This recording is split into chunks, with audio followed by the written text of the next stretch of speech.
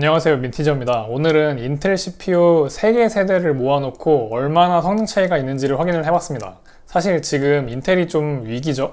가장 최근 14세대 CPU는 나온 지 한 반년 정도 된 것 같은데 그게 13세대 CPU들에 비해 가지고 달라진 게 별로 없는데 이제 성능 관련 이슈도 있다 보니까 뭔가 발전한 게 별로 없는 느낌이 있어요. 그래서 오늘은 같은 LGA 1700 소켓을 쓰는 12세대, 13세대, 14세대 i5를 세 가지를 비교를 해서 3세대 동안에 얼마나 발전이 됐고 그리고 성능 차이가 얼마나 있는지를 비교를 해볼 거예요. 그래서 오늘 CPU 종류는 i5 12600K, 그리고 i5 13600K, 그리고 i5 14600K인데요. 14세대 CPU는 이제 내장 그래픽이 없는 KF 버전으로 가져왔어요. 아마 일반적으로 성능도 챙기면서 그리고 가격도 어느 정도 적절하게 끊고 싶을 때 이제 많이 사는 그런 CPU라고 생각을 해요. 일단 세 가지 CPU 간의 차이점은 이렇게 되는데요. 12세대 i5 12600K는 2코어가 4개만 있다는 게 물리적으로 가장 큰 차이점이에요. 그에 비해서 이제 13세대나 14세대는 P코어는 6개고 2코어는 8개가 붙어 있어가지고요. 총 14코어로 구성이 되어 있습니다. 그 다음으로 차이점이 있는 거는 캐시 메모리 용량인데요. 이게 12세대는 L2 캐시가 9.5MB 그리고 L3 캐시가 20MB로 구성이 되어 있거든요. 그런데 13세대랑 14세대는 L2 캐시는 20MB 그리고 L3 캐시가 24MB라서 용량 자체가 확 차이가 나요. 그리고 일반적으로는 캐시 메모리 용량이 크면 클수록 CPU 성능이 높아지니까 이게 큰 게 좋다고 봐도 무방하죠. 그리고 다음으로 차이가 나는 거는 아무래도 동작 클럭인데 이게 12세대 기본 클럭은 3.7GHz에 그리고 부스트 클럭이 4.9GHz까지 올라가지만 13세대는 기본은 3.5GHz로 오히려 좀 낮은데 최대 부스트 클럭이 5.1GHz까지 올라가가지고 조금 더 높아요. 그리고 14세대는 13세대랑 비슷하게 이제 기본은 3.5GHz인데 최대 부스트 클럭은 더 올라가서 5.3GHz까지 올라갑니다. 그래서 이런 정보를 보시면은 확실히 이제 13세대는 12세대랑 비교를 해가지고 뭐 캐시 용량도 늘어나고 그리고 클럭도 올라가고 그리고 코어 개수도 늘어났으니까 그냥 정보만 봐도 뭔가 좀 성능이 업그레이드가 됐구나 하는 느낌이 있는데 14세대랑 13세대를 비교해보면은 좀 최대 부스트 클럭만 차이가 있고 나머지는 차이가 없는 것처럼 보이니까 14세대를 재탕 CPU라고 싫어하는 사람들이 있는 거죠. 그러면 실제로 성능 차이가 있을지 제가 게임 테스트를 해봤거든요.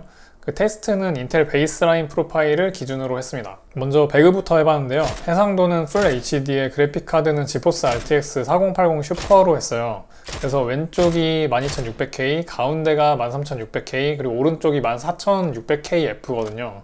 그런데 확실히 12세대랑은 성능 차이가 좀 많이 나는 것 같아요. 평균 프레임 기준으로 거의 뭐 한 20% 정도 차이가 나니까 이거는 확실하게 업그레이드가 된 게 맞다고 생각이 되거든요. 근데 사용 전력을 보면은 또 그만큼 차이가 없지는 않은데 12세대랑 13세대 간에는 한 30W 정도 전력 소모량의 차이가 나고요. 그리고 14세대는 여기서 또 추가로 20W 정도가 더 올라가요. 그래서 12세대랑 14세대 간 이제 두 세대 차이죠. 요 CPU 간에는 거의 한 50W 정도 전력 사용량이 차이가 나요. 와, 근데 지금 보시면은 이 배그 테스트하는 동안에 14600K CPU 사용량 보면은 한 25%? 뭐 이 정도밖에 안 쓰는데도 이제 전력 사용량이 110W를 넘는데 최고 성능으로 100% 사용하게 되면은 야, 진짜 생각만 해도 어마무시할 것 같죠. 어쨌든 뭐 그런데 게임 성능으로만 보면은 14세대가 가장 좋기는 했어요. 그런데 13세대랑 비교를 했을 때 차이가 진짜 적은데 비해서 이제 전력 소모량은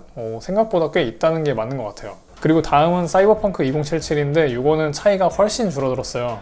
물론 12세대 CPU에 비해서 이제 다른 13, 14세대가 한 10% 정도 성능이 더 좋긴 하지만 그만큼 역시 전력 소모량이 늘어나서 한 50% 정도 전기를 더 먹고 있어요. 지금 보시면은 12세대는 한 100W 정도인데 이제 13, 14세대는 한 150W 정도 먹는 것 같죠? 그런데 그거는 그렇다고 치는데 13세대랑 14세대 CPU 간의 성능 차이가 진짜 너무 안 나는 것 같은 게 또 문제예요. 이 정도면은 그냥 오차범위 수준이라고 해도 될 정도라서 뭔가 발전했구나라고 말하기가 좀 애매하죠. 그런 느낌이 이제 포르자 호라이즌 5에서도 그대로 이어지는데 이거는 사펑보다 조금 더 성능 차이가 줄어든 느낌이 있어요. 그러니까 배그같이 이제 CPU 영향을 엄청 많이 받는 그런 게임은 12세대 12600K가 확실히 좀 딸리는 느낌이 있잖아요. 그런데 이게 스팀 게임 위주로 한다라고 하면은 그런 차이가 더 줄어들 수가 있다는 거고요. 특히 지금 해상도가 제가 테스트를 풀 HD로 해서 그렇지 이게 막 QHD 같은 걸로 더 올라가면은 차이가 더 줄어들 가능성이 높다고 봐야 되겠죠. 그러니까 일반적으로 RTX 4080 싶어가지고 FHD 해상도에서 게임할 사람은 뭐 거의 없을 거잖아요. 그래서 게임 테스트 말고 이제 시네벤치에서도 비슷한 경향이 있어요. 이게 12세대랑은 확실하게 성능 차이가 나요. 그런데 13세대랑 14세대 간에는 진짜 차이가 거의 안 나요. 이게 최대 부스트 클럭이 높아진 만큼 요 싱글코어 성능 자체는요 14세대가 확실히 한 100 정도 더 높게 나오긴 하거든요. 그런데 멀티코어 테스트는 오히려 13세대가 약간 더 높게 나왔다는 거는요 어차피 이거 두 제품 다 전력 제한이 걸려있는 상태에서는 양쪽 다 풀로드를 했을 때 비슷하게 나올 수밖에 없다는 거예요. 그래서 제가 여기서 이제 13세대 CPU 전력 제한을 해제를 한 다음에 또 돌려봤거든요. 그랬더니 24,000점 수준으로 확 올라가요 또. 근데 아마 이거는 14세대도 비슷하게 나올 거예요. 특히 지금 보는 거는 이제 전력 제한 해제를 하고 13세대 13600K 풀로드를 딱 시킨 거거든요. 근데 이렇게 온도가 그냥 100도를 바로 찍어버려요. 그러니까 이게 그냥 싱글타워 공랭 쿨러로 돌린 것도 아니고요. 지금 보신 거 플러스 이제 게임 테스트 했던 것도 전부 다 제가 항상 쓰는 그 아틱 리퀴드 프리저 420 3열 수냉 쿨러를 장착을 하고 돌린 거거든요. 그런데 그렇게 했는데도 이렇게 100도를 찍는다는 거죠. 풀로드를 시키니까 전기는 거의 뭐 한 200W 정도 먹고 있고요. 그리고 i5 주제에 이제 100도를 그냥 막 찍어버리고 풀로드를 하고 있으니까 여기서 클럭을 더 올린 14세대 CPU는 뭐 말 다 한 거죠. 그래서 지금부터 인텔 CPU 관련된 반도체 썰을 좀 풀어볼까 하는데요. 시작하기 전에 구독 한 번씩 눌러주시면 정말 감사드리겠습니다. 참고로 원래 이 주제는요, 제가 AMD나 엔비디아 제품에 대해서도 가끔씩 하는 내용이에요.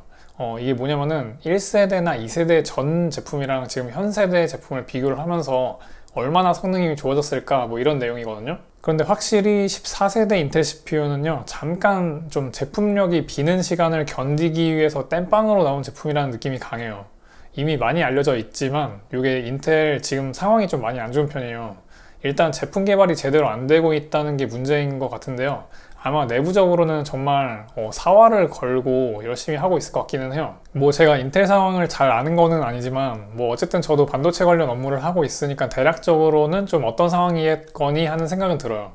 이게 공정개발 쪽은 실제 웨이퍼를 가지고 테스트를 하면서 얻어야 되는 데이터가 좀 많이 필요하거든요. 그래서 현업 엔지니어들끼리는 우스갯소리로 막 노가다 한다라고 좀 그렇게 말하기도 하는데, 이게 왜냐면은 공정에 사용되는 막 가스 종류나 뭐 그 양이나 뭐 아니면은 프로세스 진행하는 설비 온도 같은 거라든지 아니면 뭐 어떤 속도로 프로세스를 진행을 할 건지 뭐 기타 등등 뭐 여러 조건들을 갖다가 실제로 조금씩 바꾸면서 테스트를 하는 거거든요. 그런데 그 과정도 되게 여러 가지 절차가 필요해요. 막 모니터용 웨이퍼에다가 엄청 테스트 많이 한 다음에 그거 결과 보고 그 중에서 이 조건이 제일 낫다 싶으면은 그거를 또 이제 테스트용 프로덕트 웨이퍼에다가 조금 적용을 해가지고 흘려보고, 그 흘려놨었던 웨이퍼 전기 특성 같은 거나 아니면 뭐 수율 같은 거 보고 거기 괜찮다 싶으면은 이제 신뢰성 걸어보고 뭐 이런 여러 가지 엄청나게 많은 테스트 과정이 필요하거든요. 근데 지금 들으신 것만 봐도 이게 엄청나게 오래 걸리는 과정이고, 그리고 엔지니어들의 진짜 피땀이 갈려 들어가야 되는 건데 이게 단시간 내에 될 수가 없어요. 저는 뭐 회로 설계 엔지니어는 아니라 가지고 이건 정확한 건 아니지만 회로 설계 같은 경우에는 이제 컴파일 걸고 퇴근하면은 다음 날에는 이제 결과가 나와 있다고 디지털 회로 설계하는 친구한테 들었던 것 같거든요. 근데 공정 개발 같은 경우에는 그렇게 시뮬레이션 돌려가지고 하루 만에 개선 사항에 대한 결과를 또 확인할 수 있는 그런 게 아니고요. 하나 개선 적용을 해보고 이제 결과 확인하는 데까지 막 길면은 2달 이상도 들어갈 수가 있어요.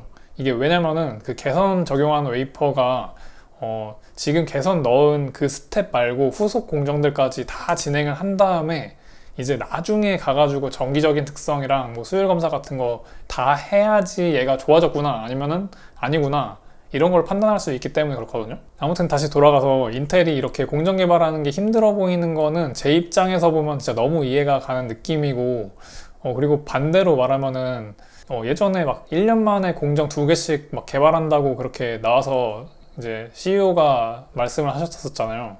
그렇게 막 뚝딱뚝딱 개발하겠다고 발표하고 막 그런 거를 보면서는 저는 솔직히 속으로는 이게 말이 되는 건가 싶으면서도 이제 인텔이면은 또 가능하려나 하는 생각이 같이 들었어요. 그런데 지금 15세대 에로레이크 출시 지연된다는 얘기도 좀 들리는 것 같고, 그리고 에로레이크 CPU 타일 제작도 이제 고성능 K 버전 제품은 TSMC에서 만들고, 그리고 논K만 인텔 20A 공정으로 만든다는 얘기가 좀 있는 것 같잖아요. 그런데 제 생각에는 오히려 그게 최선의 선택인 것 같아요.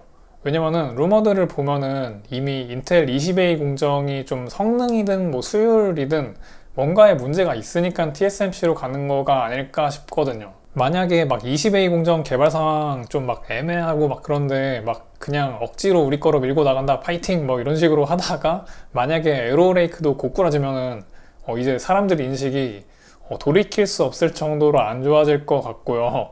지금처럼 고집 안 부리고 적절하게 타협해서 가는 게 현명하고 최선인 것 같아요. 그리고 지금 말할 거는 이제 뇌피셜이지만 아마도 제 생각에는 에로레이크 출시일이 12월로 연기된다는 얘기가 있는 게 아마도 TSMC 제조 공정으로 급하게 포팅을 하는 과정이 필요하게 돼서 그런 게 아닐까 하는 추측이 좀 들어요. 포팅이라는 게 이제 마더팹에서 사용하던 공정 조건을 갖다가 이제 다른 팹으로 그대로 이전 개발을 하는 거를 의미를 하는데요. 이게 공정 조건이 완전히 똑같이 가는 경우도 있겠지만 이전 개발이 되는 다른 팹에서 원래 거기서 사용을 하던 그런 성숙된 공정이 있기 때문에 그것도 같이 사용을 하고 이제 마더팹에서 사용하던 것도 같이 머지를 하면서 이렇게 조금씩 맞춰가면서 개발되는 게 흔하거든요. 그래서 그렇게 이제 마더팹 대비해서 약간씩 공정 조건이 좀 달라지는 부분이 있으니까 그런 것들을 맞추는데 시간이 많이 들어가기도 해요. 그래서 이 과정에도 아까 말한 것처럼 결과 확인하는데 막 한두 달씩 걸리고 그럴 수도 있거든요.